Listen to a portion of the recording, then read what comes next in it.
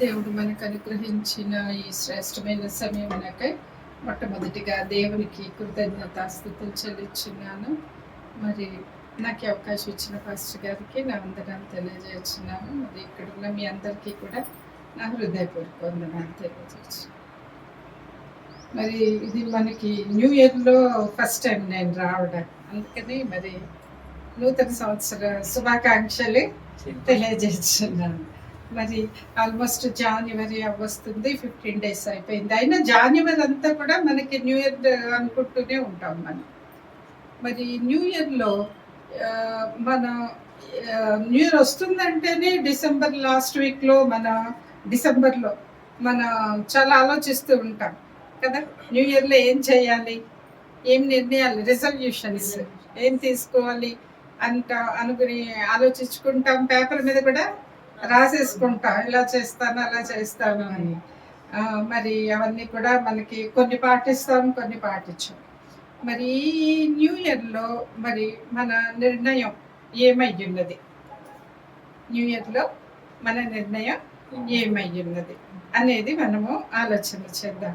మరి మనం ఎప్పుడు కూడా మరి లోక సంబంధమైన విషయాల గురించే మనము నిర్ణయాలు తీసుకుంటూ ఉంటారు, ఆలోచనలు చేస్తూ ఉంటారు.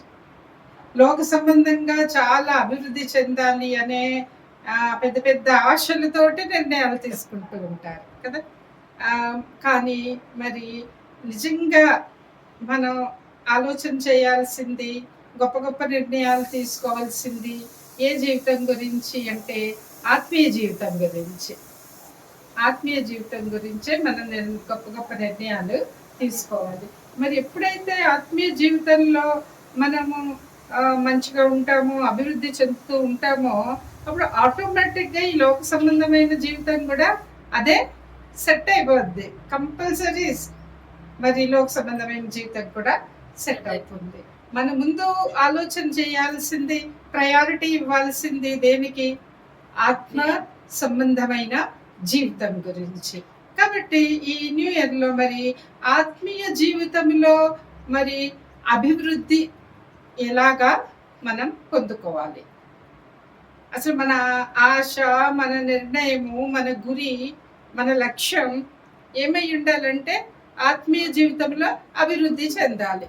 అది మన అంశమే ఇప్పుడు, అది ఆత్మీయ జీవితంలో అభివృద్ధి.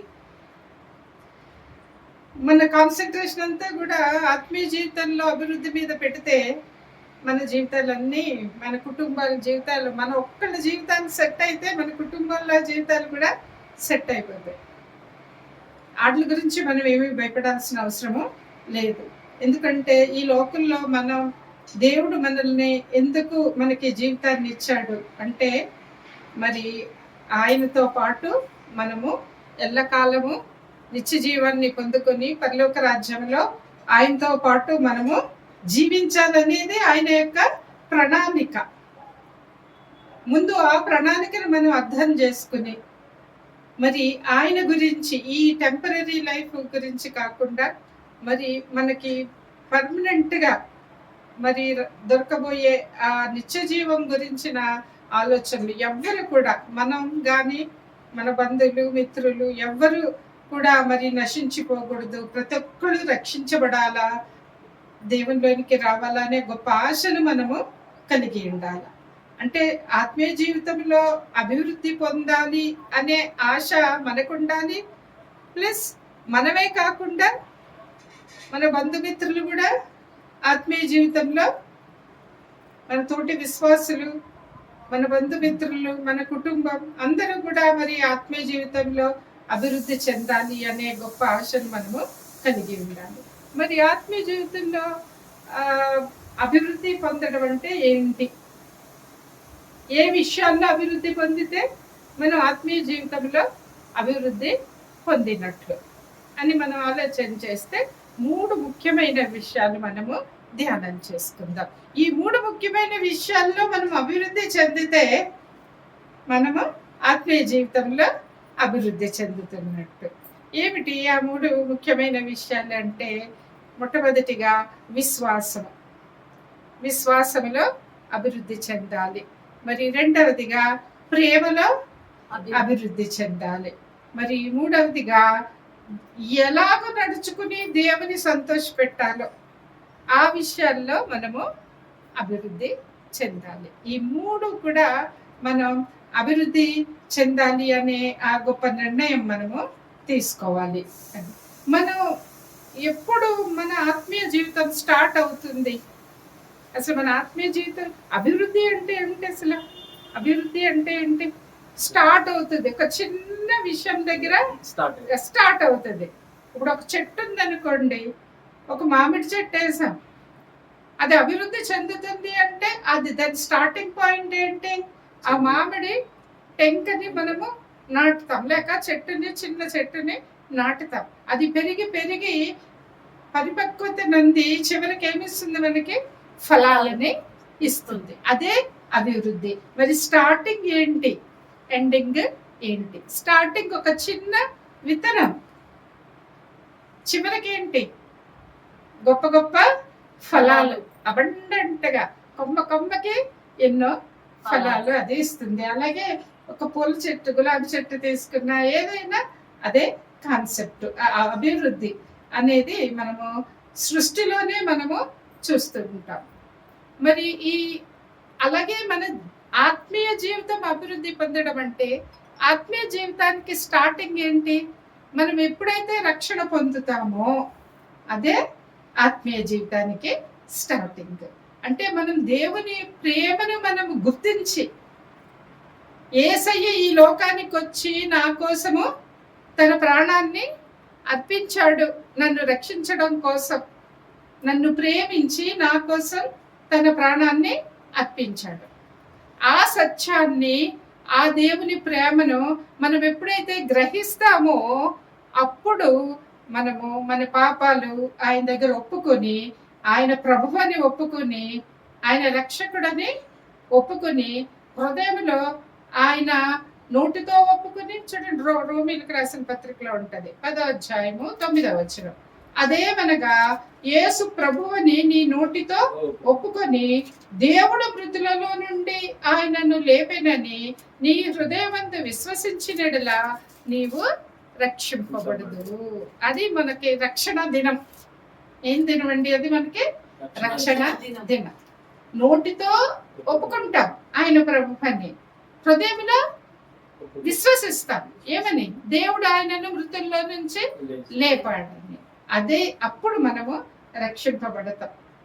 మనం మారు మనసు పొంది, దుఃఖించి, మన పాపాలు ఒప్పుకొని మారు మనసు పొంది, పాపాలు ఇడిచిపెట్టి ఒక నూతన జీవితంలోనికి మనం వచ్చినప్పుడు మన ఆత్మీయ జీవితము స్టార్ట్ అవుతుంది. అది మన మొత్తం మన జీవితం అంతా కూడా 2 భాగాలు చేసుకుంటే, ఒక భాగం ఏమిటి? మొట్టమొదటి భాగం రక్షణ పొందక ముందు జీవితం, రెండవ భాగం రక్షణ పొందినాక జీవితం. ఆ రక్షణ దినమే మనకి నూతన జన్మ అని కూడా మనం అంటాం, బోర్న్ అగైన్ అంటాం కదండి. ఆ నూతన జన్మ, ఆ రక్షణ దినమే మన ఆత్మీయ జీవితానికి స్టార్టింగ్. మరి అక్కడి నుంచి మనం ఒక్కసారి రక్షణ పొందినాక మనం ఆత్మీయ జీవితంలో ఏమవ్వాలి? ఎదుగుతూ ఎదుగుతూ ఉండాలంటే ఒక మొక్కను నాటే కదా అది ఎలా ఎదుగుతుందో అలాగా మన ఆత్మీయ జీవితంలో రక్షణ పొందినాక అభివృద్ధి అనేది మరి తప్పకుండా ఉండాలి. అభివృద్ధి లేకపోతే మరుగుజ్జులాగే ఉండిపోతారు, ఫలాలు కూడా ఉండవు. అభివృద్ధి అనేది చాలా ముఖ్యమైనది కదండి. కాబట్టి మనం ఆత్మీయ జీవితంలో అభివృద్ధి అది ఉందా లేదా మనకు తెలుసుకోవడానికి మన విశ్వాసం ఏ పరిస్థితుల్లో ఉంది, మన ప్రేమ ఏ రకంగా ఉంది, మనం దేవుని సంతోషపెట్టేవారంగా ఉన్నామా, ఈ 3 విషయాల్లో మనల్ని మనం పరీక్ష చేసుకుంటే అప్పుడు మన ఆత్మీయ జీవితం ఏ స్థితిలో ఉన్నది అనేది మనకి తెలుస్తుంది. మరి మొట్టమొదటిగా విశ్వాసంలో అభివృద్ధి గురించి మనం ధ్యానం చేసుకుందాం. విశ్వాసంలో అభివృద్ధి చెందడం అంటే ఏమిటి? మరి ఈ 3 కూడా చెప్పాలంటే పౌలు గారు చాలా చక్కని ఉదాహరణ మనకి. పౌలు గారు ఈ విషయాలు బోధించారు. ఈ 3 విషయాలు కూడా మనకి మరి పౌలు గారు పత్రికల్లో బోధించారు. మరి ఆయన సొంత జీవితమే ఉదాహరణగా చూపించారు. మమ్మల్ని చూసి నేర్చుకోండి అన్నాను. విశ్వాసంలో అభివృద్ధి చెందడం, ప్రేమలో అభివృద్ధి చెందడం, దేవుని సంతోషపెట్టే వారిగా జీవించడం. మరి పౌలు గారిని ఉదాహరణగా తీసుకుని మనము ఈ మాటలు మనము ధ్యానం చేసుకుందాం. మరి విశ్వాసముల అభివృద్ధి రోమిలకు రాసిన పత్రిక 1:17. రోమిలకు రాసిన పత్రిక 1:17లో నీతివంతుడు విశ్వాసం వలన జీవించును అని రాయబడింది కదండి. అది నిజానికి హబకుక్లో పాత నిబంధన గ్రంథంలోంచి తీయబడింది. నీతివంతుడు విశ్వాసం వలన చాలండి, అది ఒక్క మాట చాలు. నీతివంతుడు విశ్వాసం వలన జీవించు. మరి మనం నీతివంతులు అంటే విశ్వాసులు. మనం జీవించేదే ఎలా జీవిస్తాం? విశ్వాసంతోనే. విశ్వాసం లేకపోతే మనం దేవునిలో మనము జీవించలేము. అసలు దేవునికి ఇష్టమైన జీవితం మనకే ఉండదు. మన జీవితమే విశ్వాసం ద్వారా మనము జీవించాలి. చూడండి, మత్తయి 8వ అధ్యాయంలో ఒక మంచి ప్యాసేజ్ ఉంటుంది. యేసుప్రభు వారు మనందరికీ తెలిసింది. యేసుప్రభు వారు దోణిలో వెళ్తూ ఉంటారు కదా శిష్యులతోటి. అప్పుడు పెద్ద తుఫాను, అలలు పెద్ద పెద్దగా లెగిసాయని ఉంటుంది. ఆ నావ మీద కొట్టినప్పుడు శిష్యులు ఏం చేశారు? భయపడిపోయారు, విశ్వాసము కోల్పోయారు. అది మనం గమనించాలి. అక్కడ పరిస్థితి చూస్తే అలానే ఉంది. ఏంటి, అలలు కొడుతూ ఉంటే మరి వాళ్ళు కూడా తడిసిపోయి ఉండొచ్చు. డెఫినెట్ గా వాళ్ళ మీదకి బాగా వచ్చేసి ఉండొచ్చు. వాళ్ళు భయపడిపోయారు, విశ్వాసం కోల్పోయారు. కానీ ఎందుకు కోల్పోవాలి? వారి దోనిలో యేసు ప్రభు వారు ఉన్నారు కదా. ఆయన అంతవరకు ఆయన చేసిన అద్భుతాలు ఎన్నో చూశారు వాళ్ళ కళ్ళ ద్వారా. చూడడం ఏంటి, వాళ్ళు అక్కడ ఉన్నారు, ఆయన మాటలు వినడం అంతా వాళ్ళ ద్వారా జరిగాయి. కొన్ని అయితే మరి రొట్టెలు పంచిపెట్టింది ఎవరు? వాళ్ళే కదా.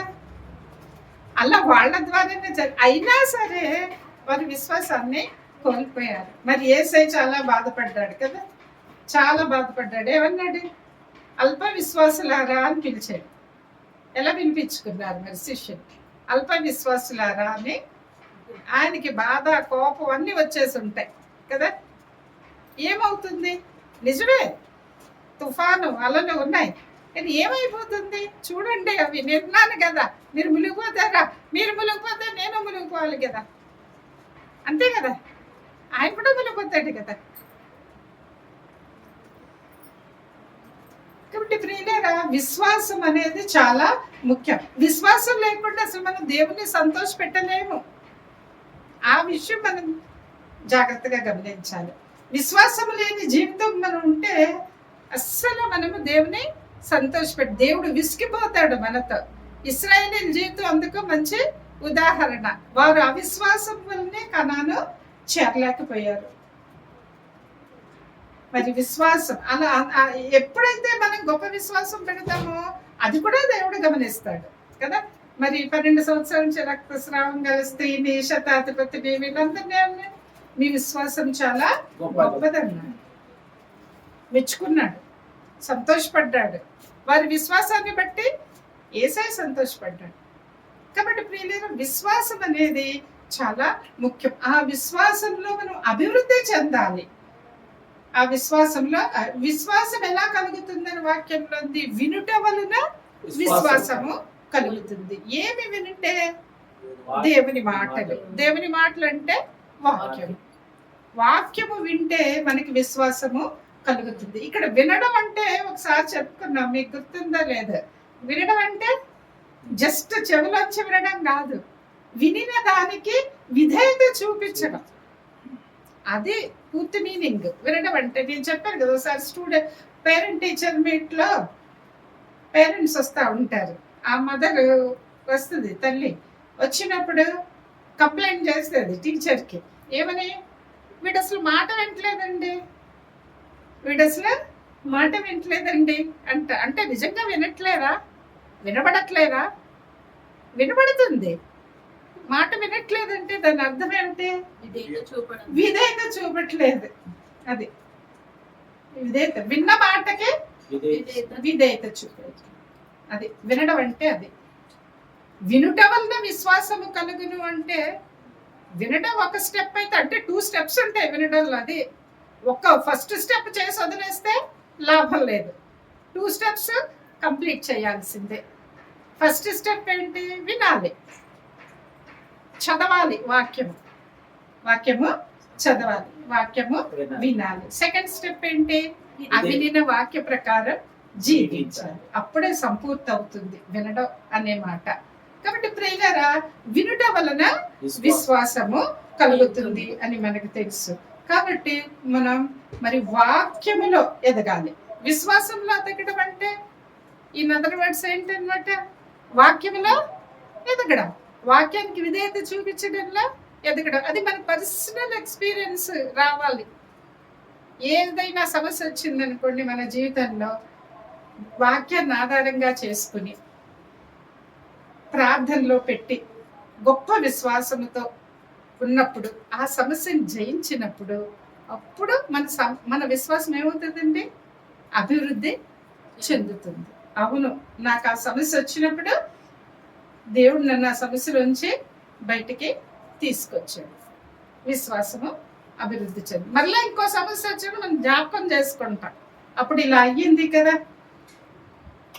ఇప్పుడు కూడా నేను గొప్ప విశ్వాసంతో ఉంటాను. అలా విశ్వాసములో మనం అభివృద్ధి చెందుతూ ఉంటాం. అది మనకు వచ్చిన సమస్యల ద్వారా కూడా మనము ఆ సమస్యల గుండా వెళ్తూ ఉన్నప్పుడు, వాక్యాన్ని ఫాలో అయ్యి మనము జీవిస్తూ ఉన్నప్పుడు, వాక్యానికి విధేయత చూపిస్తూ ఉన్నప్పుడు, మనం ఆటోమేటిక్గా మనము విశ్వాసంలో ఎదుగుతూ ఉంటాం, అభివృద్ధి చెందుతూ ఉంటాం. మరి పౌలు గారు ఏమన్నారో చూడండి. పౌలు గారు దగ్గర మనం నేర్చుకోవాల్సిన కొన్ని విషయాలు ఉన్నాయి. అవి మన పౌలు గారి నుంచి మనం నేర్చుకోవాలి. ఏంటంటే పౌలు గారు ఇతరులు విశ్వాసంలో అభివృద్ధి చెందుతూ ఉంటే, ఇతరులు అంటే ఎవరో కాదు, ఆ సంఘస్థులు అన్నమాట. తెస్సలోనిక సంఘస్థులు కావచ్చు, ఫిలిప్పీలు సంఘస్థులు కావచ్చు, కొలస్సీ సంఘస్థులు, గల్తీ సంఘస్థులు, ఆ సంఘస్థులు అన్నమాట. వారందరూ విశ్వాసంలో ప్రేమలో ఎదుగుతూ ఉన్నప్పుడు పౌలు గారు ఎంతగానో సంతోషించేవారు, దేవునికి కృతజ్ఞతాస్తుతులు చెల్లించేవారు. ఈ రెండు విషయాలు మనం గుర్తుపెట్టుకుందాం. ఆయన సంతోషం ఎక్కడుందండి? ఆయన సంతోషం దేని మీద ఆధారపడింది?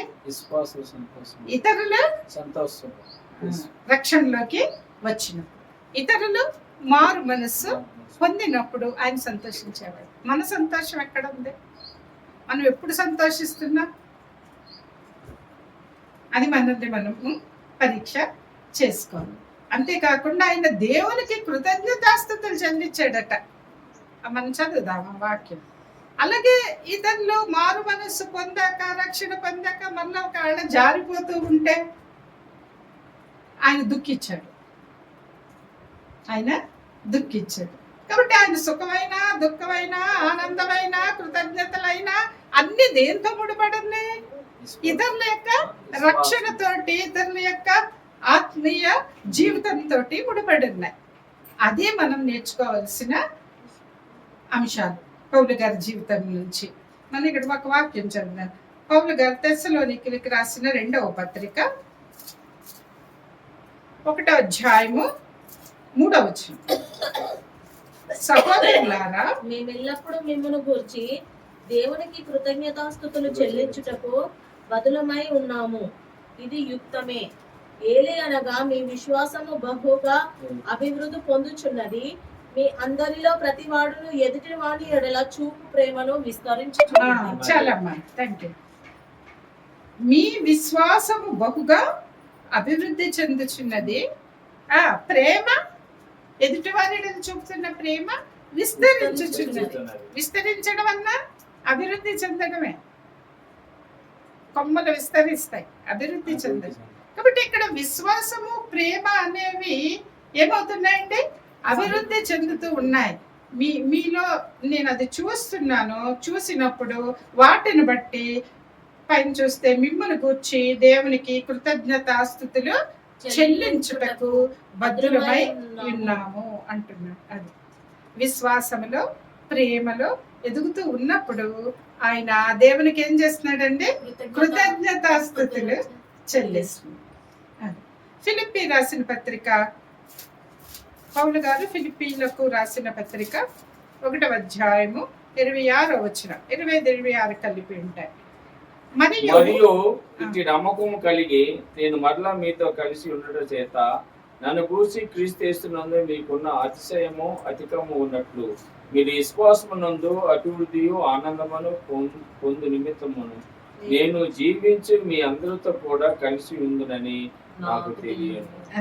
ఆయన కోరుకుంటున్నాడు, పౌలు గారు ఆశపడుతున్నాడు, కోరుకుంటున్నాడు. ఫిలిప్పీలకు రాసిన పత్రికలో ఆయన ఫిలిప్పీలకు రాస్తూ ఉన్నాడు ఏమని? విశ్వాసమునందు అభివృద్ధియు ఆనందమును. అది ఏముండాలంటే విశ్వాసంలో 2 విషయాలు. ఆలు చూస్తే ఆలు కదా, ఆఫర్ అభివృద్ధి, ఆఫర్ ఆనందం అన్నమాట. అది విశ్వాసంలో ఏముండాలి మనకి? ఇంకా మర్చిపోం మనం ఇలాగంటే కదా. విశ్వాసంలో ఆలు ఉండాలన్నమాట. అంటే అభివృద్ధి ఆనందం ఉండాలి. అది పౌలు గారు అదే కోరుకుంటున్నారు, యేసయ్య కూడా అదే కోరుకుంటున్నారు. లేకపోతే అల్ప విశ్వాసులారా అంటాడు. విశ్వాసంలో అభివృద్ధి ఆనందం లేకపోతే ఎంతకాలం మిమ్మల్ని సహించాలంటాడు. కాబట్టి ప్రియులారా, మరి ఈ విశ్వాసంలో మనకి అభివృద్ధి ఆనందం ఉండాలి అనే విషయాన్ని మనం వాక్యంలో చూస్తున్నాం. కాబట్టి విశ్వాసంలో మనం అభివృద్ధి చెందాలి. ఈ నూతన సంవత్సరంలో మనం తీసుకునే గొప్ప నిర్ణయం ఏంటంటే మన విశ్వాసంలో అభివృద్ధి చెందాలి. మరి 2వదిగా ప్రేమ యందు అభివృద్ధి చెందాలి. ఏంటంటే ప్రేమ యందు అభివృద్ధి చెందాలి. మనం ముందు అనుకున్నాం మన విశ్వాసుల యొక్క జీవితాన్ని ఎన్ని భాగాలుగా చేయొచ్చు అనుకున్నాం? 2 భాగాలు. 1 రక్షణకి ముందు, 2 రక్షణకి తర్వాత. 2 భాగాలు మనం చేస్తే మనం స్టార్టింగ్ లో మన ప్రేమ ఏ స్థితిలో ఉంది? స్టార్టింగ్ ఏంటి? రక్షణ అనుకున్నాం కదా. అప్పటికి మన ప్రేమ ఏ స్థితిలో ఉంది? తర్వాత మనం దేవునిలో ఎదిగే కొద్దీ మన ప్రేమ ఏ స్థితికి వచ్చింది? అదే అభివృద్ధి. మనం మత్తయి సువార్త 5వ అధ్యాయం 44 అక్కడ మనం చూస్తే నేను చెప్పేస్తాను. నేను 5వ అధ్యాయం 44వ వచనాల్లో యేసుక్రీస్తు ప్రభు కొండ మీద ప్రసంగంలో చెప్తారు. ఏం చెప్తారు? మీరు మిమ్మల్ని ప్రేమించిన వారినే ప్రేమిస్తే ఎలా? మీకు నమస్కారం చేసిన వారికే నమస్కారం చేస్తే అది కాదు. మరి ఎవరికి చేయాలి? ఎవరిని ప్రేమించాలి? శత్రువుల్ని ప్రేమించాలి. మిమ్మల్ని హింసించే వారి కొరకు ప్రార్థన చేయాలి. అది యేసయ్య యొక్క బోధన. మనం అది ఎప్పుడు మర్చిపోకూడదు. మరి ఈ ప్రేమ ఇక్కడ మనం చూస్తే 2 పేర్లు మనం పెట్టుకుందాం. 2 పేర్లు. ఒకటి మానవ ప్రేమ, ఒకటి దేవుని ప్రేమ. మానవ ప్రేమ ఎలా ఉంటుంది? ప్రేమించిన వాళ్ళే ప్రేమిస్తారు, అది మానవ ప్రేమ. దేవుని ప్రేమ ఎలా ఉంటుంది? అందరినీ ప్రేమిస్తారు, శత్రువులు కూడా ప్రేమిస్తారు. యేసయ్య అది ప్రాక్టికల్ గా చేసే చూపించారు. తనని హింసించిన వారిని గురించి ఆయన ప్రార్థన చేశారు. ఇక్కడ చెప్పారు, ఆయన పరిచర్య స్టార్టింగ్ లో శిలువ మరణానికి ముందు చేసి చూపించారండి. పర్టిక్యులర్ గా ఆయన ప్రాక్టికల్ గా చేసి చూపించారు. ఆయన కొరడా దెబ్బలు కొట్టిన వారిని అందరినీ క్షమించమని దేవునికి ప్రార్థన చేశారు. కాబట్టి ప్రియులారు, ఇక్కడ ప్రేమ ఏ స్థితి నుంచి ఏ స్థితికి వెళ్ళాలని దేవుడు చెప్తున్నాడు మనకి యేసుక్రీస్తు ప్రభు. మనల్ని ప్రేమించిన వాళ్ళనే ప్రేమించే స్థితి నుంచి శత్రువులను ప్రేమించే స్థితికి మన ప్రేమ అభివృద్ధి చెందాలి. అది ఆ అభివృద్ధి అనేది అక్కడే ఉంది. దీనికి కూడా మనం పౌలు గారిని ఉదాహరణగా తీసుకోవచ్చు. పౌలు గారు రక్షణ పొందక ముందు ఏ స్థితిలో ఉండేవారు? అపోస్తలుల కార్యాలు 9వ అధ్యాయం 1-2 వచనాల్లో ఉంటుంది. ఏ స్థితిలో ఉన్నారంటే ఆయన యూదా మతాన్ని ఒక్కటే ప్రేమించారు. పౌలు గారు దేన్ని ప్రేమించారండి? యూదా మతాన్నే, యెహోవా దేవుడిని ఆరాధించే వారినే ప్రేమించారు. యేసుక్రీస్తు ప్రభువుని ప్రేమించే వారిని ఆయన ఏం చేశాడు తెలుసా? హింసించాడు. ఉందా అపోస్తలుల కార్యాల్లో? ఆయన హింసించాడు. ఏకంగా ప్రాణాధారమైనట్టు చూడండి. 9వ అధ్యాయం 1-2. సౌలు ఇంకను ప్రభువు యొక్క శిష్యులను బెదిరించుటయును హత్య చేయుటయును తనకు ప్రాణాధారమైనట్టు ప్రధాన యాజకుని యొద్దకు వెళ్ళి, ఈ మార్గమందున్న పురుషులనైనను స్త్రీలనైనను కనుగొన్నెడల వారిని బంధించి యెరూషలేమునకు తీసుకుని వచ్చుటకు దమస్కులోని సమాజంలో వారికి పత్రికలు ఇమ్మని అడిగాను. శిష్యుల్ని బెదిరించడానికి, హత్య చేయడానికి ప్రాణాధారం అటేకంగా. అది పౌలు గారి పరిస్థితి. ఓన్లీ యూదామతాన్ని ప్రేమించాడు ఆయన. మరి దేవుడు ఆయన్ని పట్టుకున్నాడు కదా. పౌలు గారు రక్షణ పొందినాక ఆయన ఎలా మారిపోయాడు తెలుసా? అన్యజనులని ఎంతగా ప్రేమించేశాడంటే, ఒకప్పుడు అన్యజనుల్ని యేసుక్రీస్తు ప్రభు శిష్యులుగా ఉన్న వారిని హింసించే ఆయన ఎలా మారిపోయాడంటే, వారి కొరకు తన ప్రాణం ఇవ్వడానికి రెడీ అయిపోయాడు. అంతకన్నా ఎక్కువ ప్రేమ ఇంకేమి ఉండదు కదా. ప్రాణం ఇవ్వడం కన్నా ఎక్కువ ప్రేమ ఇంకేముంటుంది? నన్ను నేను వ్యయపరుచుకుంటాను మీకోసం అంటాడు ఆయన. అలాగా ఆయన ప్రేమ ఏమైందండి? ఏమైంది? అభివృద్ధి చెందింది. ఆయన ప్రేమ అభివృద్ధి చెందింది. ఓన్లీ యూదా మతాన్ని ప్రేమించే స్థితి నుంచి మొత్తం మానవాళిని, అన్యజనులు ముఖ్యంగా వారందరి రక్షణ కొరకు మరి తనను తాను, తన జీవితాన్ని ఆయన అర్పించేసుకున్నాడు. అక్కడ వరకు మరి ఆయన ప్రేమ అభివృద్ధి చెందింది. మరి యేసయ్యలాగే తనని హింసించిన వారి కొరకు ప్రార్థన చేశాడు. ఆయన ప్రాక్టికల్ గా ఆ ప్రేమను ఆయన చూపించాడు. మనం ఒక వాక్యం చదువుదాం. 2వ కొరింథీయులకు రాసిన 2వ పత్రిక 12వ అధ్యాయము 15వ వచనం. కొరింథీ 2 పత్రిక. కాబట్టి నాకు కలిగినది యావత్తు మీ ఆత్మల కొరకు బహు సంతోషముగా వ్యయపరచుదను.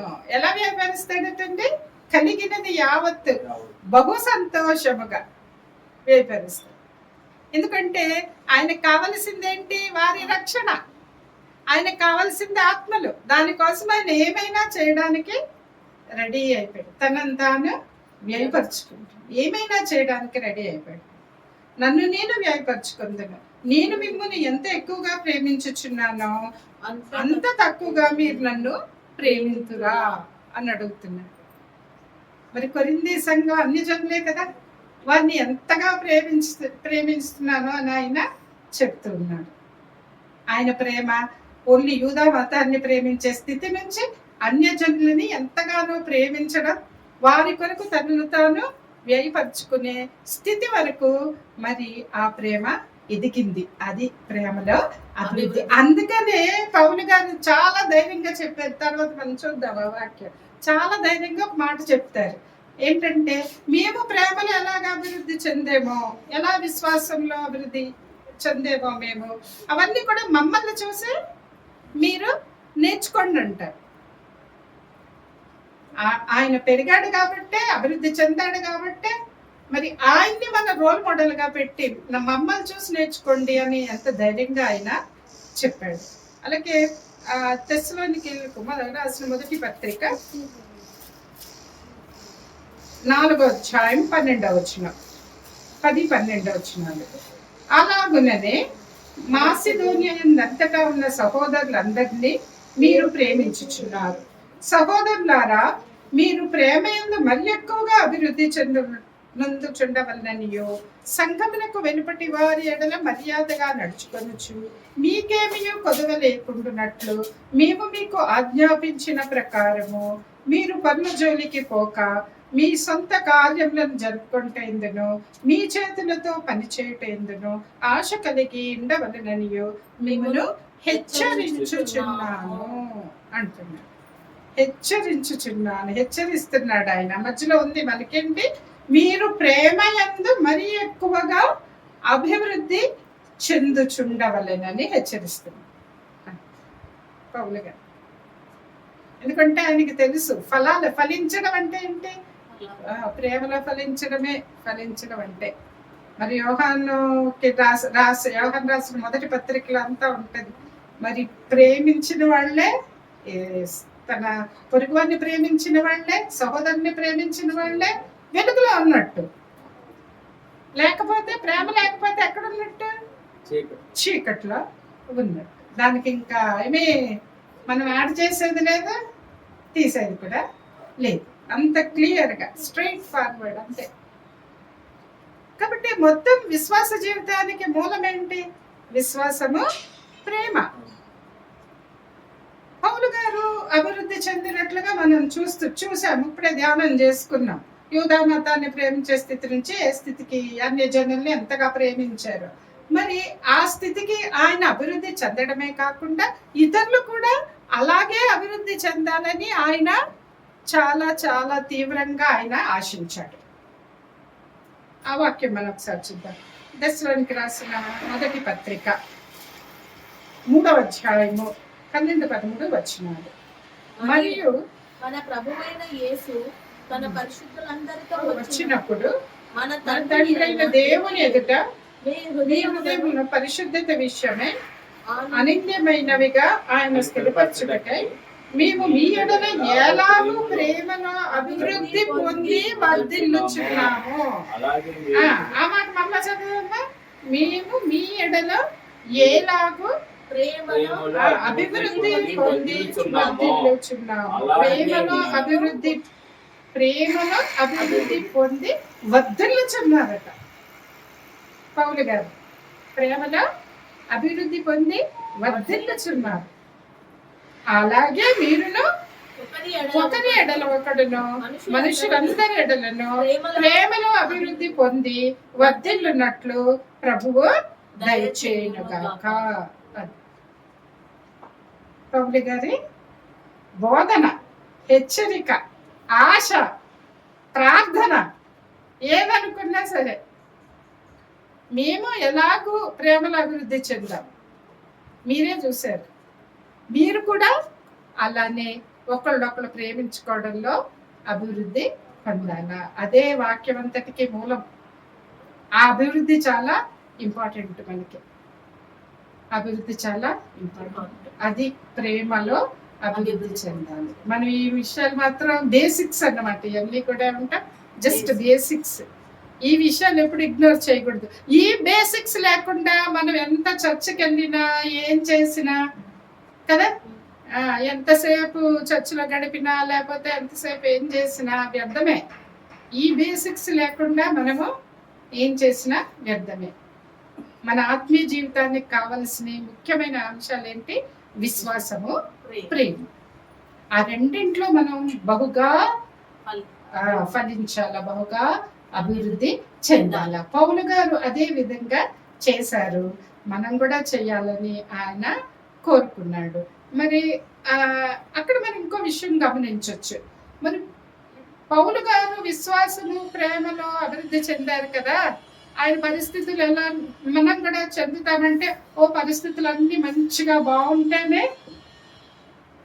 మంచి ఆరోగ్యం ఉండి, మంచి ఇది ఉండి, మన ఏం ఆర్థిక సమస్యలు లేకుండా, అనారోగ్య సమస్యలు లేకుండా, మంచి కుటుంబ సమస్యలు లేకుండా చాలా సంతోషంగా ఉన్నప్పుడు మేము పెరుగుతామలే ప్రేమలో, విశ్వాసములో అంటే అది మనం గమనించాలి. పౌలు గారు ఎలాంటి పరిస్థితుల్లో పెరిగారు, అభివృద్ధి చెందారు ప్రేమలో, విశ్వాసంలో?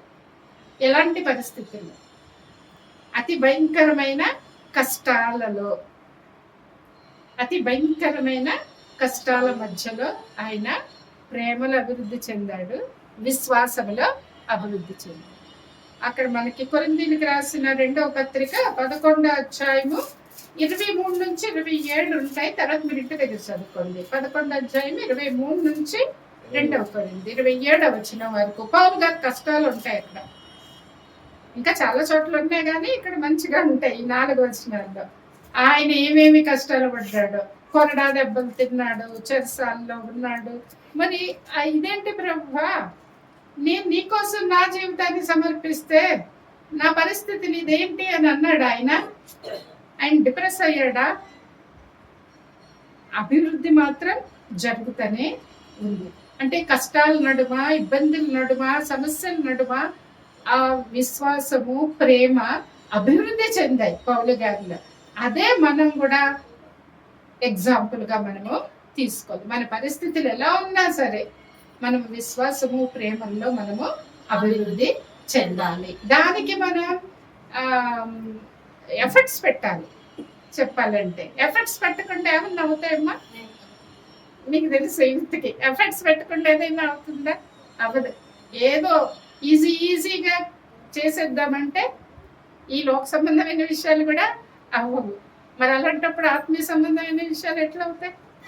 దేనికైనా మన ఎఫర్ట్స్ అనేది చాలా. అందుకే ప్రేమ కలిగి ఉండడానికి ప్రయాసపడి ఉండని ఉంటుంది, సమాధానాన్ని వెతికి వెంటాడండి. అవన్నీ ఎఫర్ట్స్ అన్నమాట. అది అవి జస్ట్ లైక్ దట్ వచ్చాయి మనకి. మనము ఆశపడాల. ఫస్ట్గా మనము ఆశపడాల. ఫస్ట్ అది మనకు కావలసింది. మనం ఆశపడినాక వాటిని వెతికి వెంటాడాల. మనం తీవ్రంగా ఆశపడాల, ప్రయాసపడాల. ఆ అభివృద్ధికి మనము ఏ అభివృద్ధి అయినా ప్రయాసపడినప్పుడే కదా వస్తుంది. కాబట్టి ప్రియులారా, మనం ప్రేమ విశ్వాసంలో అభివృద్ధి పొందడానికి మనము ఏం చేయాలి? ప్రయాసపడాలి. అది ఎఫర్ట్స్ పెట్టాలన్నమాట. అది ఎందుకంటే యేసుప్రభు వారు మనకి ఇచ్చిన ప్రధాన ఆజ్ఞ ఏంటి? ప్రేమించచ్చు. యోహాను సువార్త 13:34 ఉంటుంది. మీరు ఒకరినొకరు ప్రేమించుకునేవరేనని నేను మీకు కొత్త ఆజ్ఞ ఇచ్చుచున్నాను. ఆయన ఇచ్చిన ఆజ్ఞ అది. ఒకే ఒక్క ఆజ్ఞ ఆయన ఇచ్చారు, ఒకరినొకరు ప్రేమించుకోవాలి. కాబట్టి ప్రియులారా, ప్రేమలో ఎదగాలి. ప్రేమలో ఎదగడం అంటే దాని వెనక ఎందులో ఎదుగుతున్నట్టు అంటే ఓర్పులో ఎదుగుతున్నట్టు, సహనంలో ఎదుగుతున్నట్టు, దయలో ఎదుగుతున్నట్టు, క్షమించడంలో ఎదుగుతున్నట్టు, త్యాగంలో ఎదుగుతున్నట్టు. ఇవన్నీ కూడా లేకుండా ప్రేమలో ఎదుగుతామండి. ఇవన్నీ కూడా పార్ట్ ఆఫ్ అన్నమాట. ఇవన్నీ ప్రేమకు సంబంధించినయే. క్షమించే గుణం కానీ, సహనం కానీ, త్యాగం కానీ, ఇవన్నీ కూడా ప్రేమలో భాగం. ఇవన్నీ ఎదుగుతూ ఉంటేనే ప్రేమలో మనం ఎదుగుతాం. లేదా ప్రేమలో ఎదుగుతూ ఉంటే ఇవి కూడా ఎదుగుతూ ఉంటాయి. కాబట్టి ప్రియులారా, విశ్వాసము ప్రేమలో మనము ఎదగాలి. మరి మూడవదిగా ఏమిటి? దేవుని సంతోష పెట్టడంలో అభివృద్ధి చెందాలి. మూడవది ఏంటమ్మా? దేవుని సంతోష పెట్టడంలో అభివృద్ధి చెందాలి. దేవుని సంతోష పెట్టడం అనగానే మనకి ఎబ్రిల్కి రాసిన పత్రిక 11:6 గుర్తుకొస్తుంది కదా. విశ్వాసం లేకుండా దేవునికి ఇష్టడై ఉండట అసాధ్యం.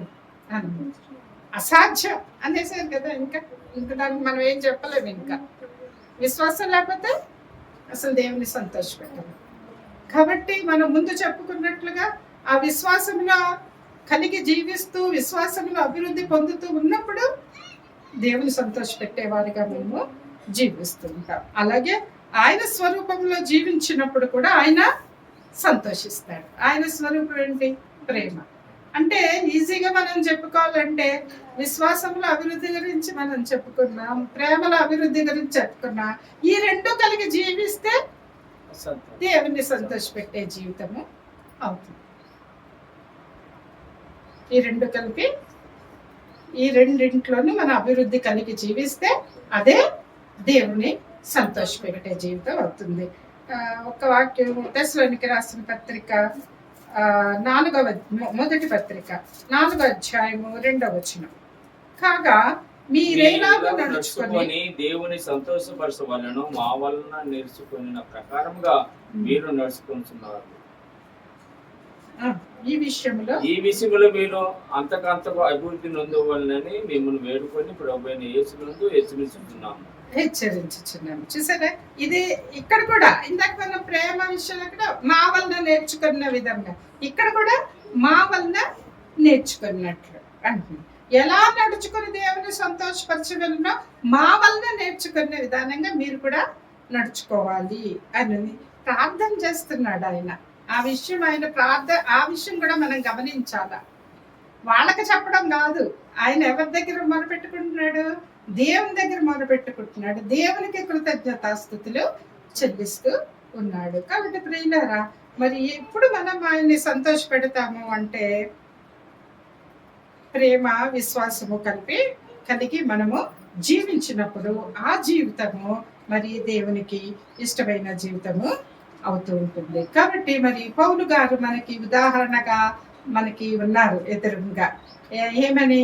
ప్రేమలో అభివృద్ధి చెందడం, విశ్వాసంలో అభివృద్ధి చెందడం, అలాగే ఇతరులు కూడా అలా ఉండాలని కోరుకోవడం, ఇతరుల మారు మనసు పొందినప్పుడు సంతోషించడం, దేవుని కృతజ్ఞతాస్తుతులు చెల్లించడం, ఇతరులు తప్పు చేసినప్పుడు దిగజారిపోయినప్పుడు ఆయన దుఃఖించడం, ఇవన్నీ కూడా మన పౌలు గారి జీవితం నుంచి మనము నేర్చుకుని మన జీవితంలో కూడా మనము అప్లై చేసుకోవాలి. కాబట్టి మనం ఆత్మీయ జీవితంలో అభివృద్ధి చెందుతున్నామా లేదా అంటే ముఖ్యంగా విశ్వాసంలో, ప్రేమలో, దేవుడు సంతోషపెట్టే జీవితంలో మనం అభివృద్ధి చెందుతున్నామా లేదా అని మనము పరీక్ష చేసుకోవాలి మనల్ని మనం. నిజానికి మూడో కూడా ఒకదానికొకటి కనెక్షన్. విశ్వాసంలో అభివృద్ధి చెందడం అంటే ఎప్పుడు అభివృద్ధి చెందాం? ఎప్పుడైతే దేవుని యొక్క ప్రేమను గుర్తిస్తామో అప్పుడు మనం విశ్వసిస్తాం. ఆయన నా కోసం ప్రాణం పెట్టాడా అని ఎప్పుడైతే అది గుర్తిస్తామో, గుర్తించకపోతే ఇంకేమీ లేదు. మరి అది గుర్తించినప్పుడే మనం విశ్వసిస్తాం, ఆ విశ్వాసంలో బలపడతాం. ఎప్పుడైతే దేవుని వాక్యాన్ని విశ్వసిస్తామో, దేవుని వాక్యం శత్రువులు కూడా ప్రేమించమంటుంది కదా అని ఆ వాక్యాన్ని మనం విశ్వసిస్తామో అప్పుడు ప్రేమలో అభివృద్ధి పొందుతాం. విశ్వసించినప్పుడు ప్రేమలో అభివృద్ధి పొందుతాం. ఎప్పుడైతే ఇలా ప్రేమలో అభివృద్ధి పొందుతామో అప్పుడు దేవుడు మనల్ని చూసి సంతోషపడతాం, మన బట్టి సంతోషపడతాం. ఇవన్నీ కూడా కనెక్టెడ్. కాబట్టి ప్రియులారా, ఈ నూతన సంవత్సరంలో మన విశ్వాసంలో, ప్రేమలో అభివృద్ధి పొందాలని, మరి దేవుని సంతోషపెట్టే జీవితంలో మన జీవితం ఉండాలని మరి గొప్ప నిర్ణయం తీసుకుని వాని కోసం మనం ప్రార్థనాపూర్వకంగా మనము ప్రయత్నం చేయాలి. ప్రార్థన చేసుకుని దేవుడే మనకి సహాయం చేస్తాడు. ఆత్మీయ జీవితంలో ఎదగడానికి మన శక్తి సరిపోదు. దేవుడిని శక్తితో మాత్రమే మనం అవి చేయగలం. దేవుడి వాక్యం దీవించి ఆశీర్వదించును గాక.